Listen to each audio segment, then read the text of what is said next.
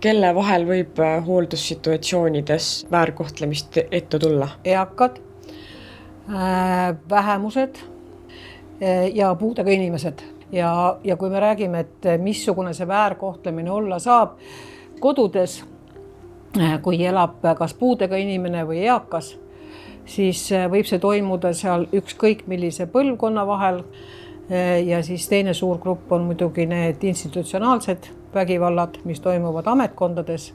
See on siis hooldusasutused, erinevad, kas nad on need pikaealised või ajutised, siis ka kõige lihtsamad võib-olla siuksed asjaajamised, mis toimuvad meil ikkagi internetimaailmas. Et kui ei saada aru, et klient võib-olla ei valda kõiki neid digilahendusi, aga ikkagi antakse talle mingid www-aadressid, mine sinna, tee seda. Ja ka puudega inimeste puhul, et mine käi seal asutuses ära, mine käi seal asutuses ära, aga temal ei ole lihtne käia igal pool ära. Mis see põhjus on, miks seda varjatakse nii palju?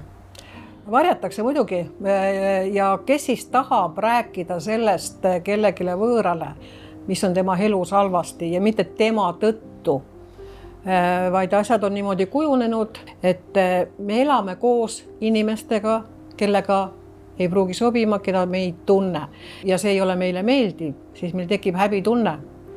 Ja sellest, et minna sellest kellegile rääkima, see tekitab hirmu, mis siis juhtub. Ja kui ma räägin, kuhu see välja jõuab, kas ma saan abi või hakkab minu olukord minema veel hullemaks, et sellepärast ei räägita ja väga palju on ka see, et mul ei olegi võimalust kellegile rääkida.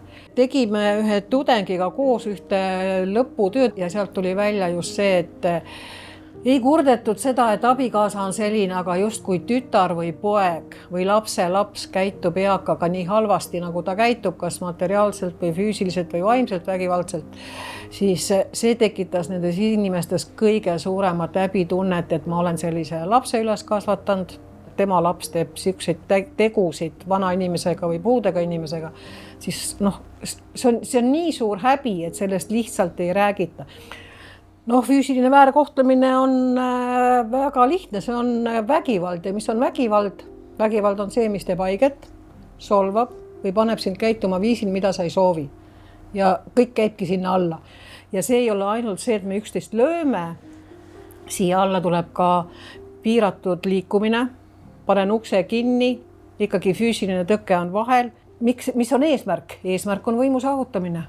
See algab ikkagi siuksest vaiksest, vaimsest vägivallast ja siis kui enam vaimse vägivallaga toime ei tulda, siis võetakse füüsiline appi, sest kui ma ikka siin korra löön, raputan, kägistan, need on kõige lihtsamad variandid, et küll sa siis allud taltud ja hakkad tegema neid asju, mida võimuvajadusega inimesel vaja on. Mis need märgid on, mida võiks füüsilise väärkohtlemise kahtlustamisel tähele panna? Ma arvan, et siin isegi ei peaks neid niimoodi lahku lööma, et kas ta on füüsiline või vaimne. Et esiteks on see, et inimese käitumine muutub. Kui ta inimene on kogu aeg käitunud ja ma tunnen oma naabrit ja nüüd ta järsku käitub hoopis teistmoodi. Esiteks ta pöörab pilgu maha. Meie ei pea isegi teadma, milline ta nägu välja näeb, aga kui ta hakkab käima niimoodi pea maas, ta hakkab käima mööda seinaääri, ta väldib suhtlemist. Need käivad kõikide vägivaldade juurde, sest tema tajub seda ja tema keha annab sellest väga hästi märku, et midagi on halvasti. Et kõigi nende eaka inimese siukeste tunnuste peale tasub reageerida. Siis on see, eks ole, et kas inimene, kui ta enne oli rahulik, nüüd on ta väga ärritunud või vastupidi või ehmatab kogu aeg. Aga sõnastame selle vaimse vägivalla ka ära hooldussuhtes, et mis asi see on ja mis sinna alla läheb? Suures mõistes on ta see, et on kahjustatud psühholoogilist heaolu. Ma tunnen ennast solvatuna, alandatuna ja mul ei ole hea olla. Kuidas sulle tundub, kas vaimset vägivalda on keerulisem ära tunda? Jaa, vaimse vägivallaga on keeruline, et seda ei tunta ära, seda normaliseeritakse kergemini, peetaksegi natukene halvaks käitumiseks. Et see, et me oleme aeg-ajalt kellegi peale solvunud, see ei tähenda alati, et see teine inimene on vägivaldne. Oluline on siin järjepidevus, et ta teeb seda järjepidevalt. kui me ka inimestena ju ikkagi läheme konfliktidesse ja tõstamegi häält ja see on normaalne, aga kui me ei tee seda järjepidevalt ja põhjuseta, me peame õppima võib-olla selle sama asjaga, et vana inimene tahabki rääkida palju, pikalt ja korduvalt. See ongi võib-olla mingil hetkel tüütu. Eakas tahab jälle rääkida, sellepärast hakata teda seal lükkama oma tuppa tagasi või karjuma, et jää vait. No see on otsene vaimne vägivald. Aga siis on veel see hooletusse jätmise probleem. Mida see endas kätkeb? See on kõige hullem kategooria. Seda on nii lihtne teha, sest tegelikult me ju nagu ei teegi midagi. Kui muude asjade vägivallaliikide puhul on see, et me teeme midagi valesti, siis siin on see, et me lihtsalt ei tee. Lihtsas keeles on see, eks ole, et kui meil on kuskil see vana inimene, et me ei tea, kas tal on õiged riided seljas, kas tal üldse on riideid, kas need riided on puhtad, kui palju ta siis üldse pestagi saab iseennast, aga nii lihtne on, et helistame, küsime, kuidas on, mida ta ütleb, muidugi on hästi kõik. Ta ei hakka ütlema, et kuule, et mul on 2 aastat aknad pesemata või vanad kardinad. Aga need on nii lihtsad asjad, kuidas me jätame inimese hooletusse. Üks hea näide oli see, et oli tubli poeg, tõi emale, ema oli ikkagi eakas, ta ei liikunud väga palju, tõi külmkapi toitu täis. Ja kui mina talle siis külla läksin, see oli lihtsalt mul üks tuttav, siis ta sõi banaani, ütles, banaanid saavad otsa. Ma ütlesin, kas sul siis poeg ei toonud süüa? Ütles, tõi, kapp on täis. Seal on need rasked, kiired jogurtijoogid, kui nälg on. Vana inimene ei keera seda oma käega enam lahti. Siis on meil need vorstiviilakad, mis on kõik pakendatud ja justud, mida vana inimene ei saa lahti, kui ta just noaga kallal ei lähe. Et kas me mõtleme selle läbi? Jaa, ta oli suurepärane laps. Ta tõi emale kõik toidu ära. Kuidas ema selle toidu kätte saab? Me ei tea, kas tal on ravimid või ei ole. Me ei tea, kuidas ta seda doseerib ise. Kas ta näeb, kas ta saab aru, millised rohud. See ravimite väärkasutamine on ka selline hästi ohtlik teema. Seda võib olla, kas antakse ravimeid vähe ja antakse rohkem. Minu ema peale esimest korda, kui ta luumurruga sattus haiglasse ja siis sinna hooldusesse. Ja 3. päeval, kui ma sinna haiglasse või sinna hooldusesse läksin, siis minu ema ei tundnud mind ära. Ta rääkis kuskil seinas üleval oleva mingi ämblikuga. Ta õmbles seal kogu aeg. Ta oli täiesti, ma ütleks, et ta oli sodi. Ja siis ma küsisin, et mis te talle andnud olete või mis te teinud olete, sest selles ravimiskeemis mina ei teadnud ühtegi rohtu, meil ei olnud kodus ühtegi selliseid kangeid rohtusid, et inimene peaks olema sellises seisuses. Ja siis õnneks oli seal mul üks tuttav õde, kes ütles, et ma ikkagi rääkisin, et kuulge, et see ei ole normaalne, midagi pidi ju inimesega juhtuma, et ta ühel hetkel lihtsalt ei tunne mind ära. Ja siis ta ütles, et ma ei saa aru, miks su ema neid rohtusid peab võtma ja sellises koguses. Ja see õde võttis vastutuse, et ta tõmbas selle rohu sealt maha. Ja 3 päeva pärast oli mu ema endine. Ja elas veel 5 aastat nii. Sa oledki nende jaoks ju ebameeldiv klient või haige või kuidas nad nimetavad patsiente seal. Et ta nõudis rohkem, ta tahtis alati teada, mis kell on, sest kodus tal oli suur kell. See on tema põhivajadus, ta ütleb talle kell ära, ta jääb rahule. Aga lihtsam on anda neid rohtusid natukene liiga palju. Teine asi on see, et kui mul on isiklik kasu võib-olla midagi kuskilt saada, siis ma jätan mõned rohud andmata.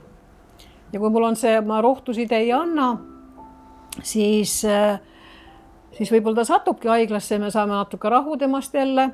Üksildusse jäetud eakad on sageli ka väga altid usaldama neid inimesi, kes siis lõpuks tulevad nende juurde, võib-olla neil halvad kavatsused, ka mis puudutab materiaalset ja finantsilist poolt.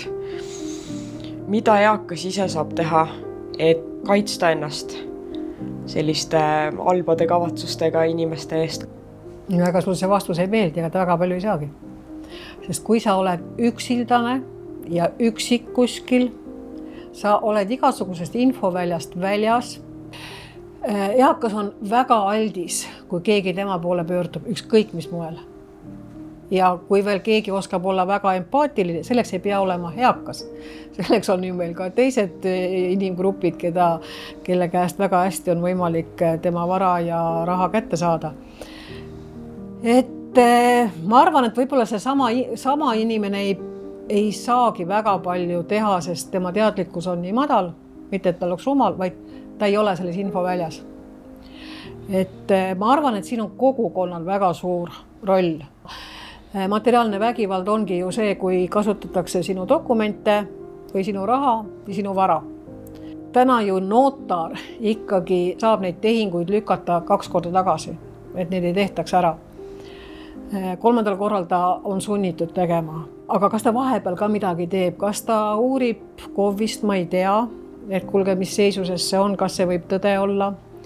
Ja kui sa ikkagi lähed sugulastega ja see vana inimene võibki seal istuda peanorus ja ütlebki, et see on minu tahe, siis nii lihtsalt on. Me ei saa väga palju inimese tahte vastaselt teha, sest see on ka põhiseaduses kirjas, aga me saame võib-olla vahepeal saavad need tööd teha selle olukorraga, selle perekonnaga, selle inimesega, et kui ta on juba siin ja tahab oma varast loobuda, et kas see ikka on tema vaba tahe. Aga kuivõrd võib ette tulla seda, et hoopis see asi läheb vastupidi, et väärkohtleb hoopis see, keda hooldatakse? Jaa. Asjad muutuvad ikka teistpidi ka vahest. On hooldusasutuses, siis on see hooldusasutuse eesmärk ikkagi oma töötajaid koolitada. Koolitada mitte ainult sellest, kuidas pesta ja tõsta, vaid et kuidas need töötajad oma vaimse tervisega toime tulevad, kuidas nad oskavad märgata mingeid märke ja ennast säästa. Et kodudes samamoodi tuleb otsida abi, et kuidas hakata aru saama, miks teine käitub nii ja miks ma lasen endaga nii käituda. Kas mul on lihtsam ja mugavam mitte tegeleda sellega, et ma praegu hakkan mingeid piire seadma ja ennast kaitsma, sest me peame aru saama, tema ei arene enam nagu arengu suunas, vaid ta areneb ju teises suunas ja temal on nii halb olla. Aga mina oskan lahendusi leida. Et inimestel peab olema see koht, et kui mul on paha olla, siis ma hakkan otsima lahendusi, mis ma ise teha saan enda jaoks, mitte see, et ma muudan teist inimest. Sest eakas inimene on juba selline, nagu ta on, aga kuidas mina selles olukorras ellu jään. Aga kuidas enda juures ära tunda, et tegelikult mul hakkab mingi piir ette tulema, ma hakkan hooldamisest läbi põlema? Ärritud, pisiasjad hakkavad, sest sa oledki väsinud. Sa magad, sa kuuled kõike, et säilitada tuleb see, mis sul on olemas. Sest kui sa hakkad enda arvelt ka kõiki asju ära võtma, siis me ei tea enam, kes keda aitab. Et sa tunned selle ära, sest esimene asi on väsimus ja väsimus mitte sellest, et tööd on palju, vaid see on hoopis teistsugune väsimus ja see kõik ärritab, sest sul on kogu aeg ainult üks asi, vaat tema ärritab ükskõik millega. Tundsin seda oma emaga kodus väga lähedalt seda. Tööalaselt ma ei ole kunagi tundnud, aga siis ma küll tundsin, et lihtsalt enam ei jõua, aga õnneks oli meil ka see, et ma säilitasin kõik oma tavapärased tegevused. Tegin oma tööd, käisin teatris, käisin trennis, ma kogu aeg mõtlesin, kes tuleb samal ajal ema juurde, kasutasin igasugusi palgalisi inimesi selleks, aga põhiline see, et ma säilitan enda endise elu. Mis ma saan esimese asjana ära teha, kui ma märkan, kahtlustan või võib-olla juba täitsa tõsiselt aiman, et kellegagi ollakse hooldussuhtes vägivaldne?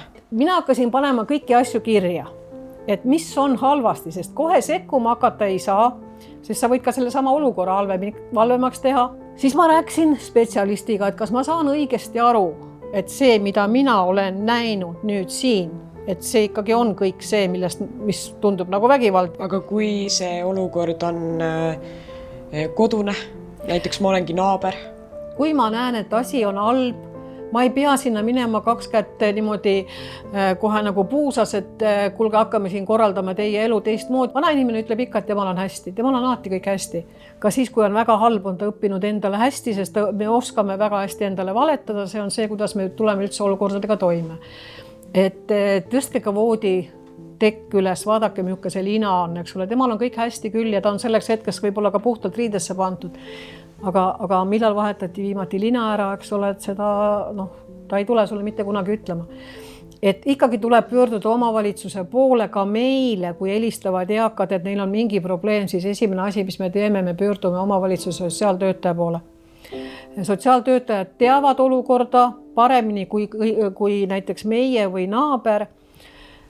Ja sotsiaaltöötajal on võimalus ja võimekus ka sekkuda ja mingeid asju seal ikkagi korraldada või teha või kas või tulla ja rääkima nende inimestega, kes seal on.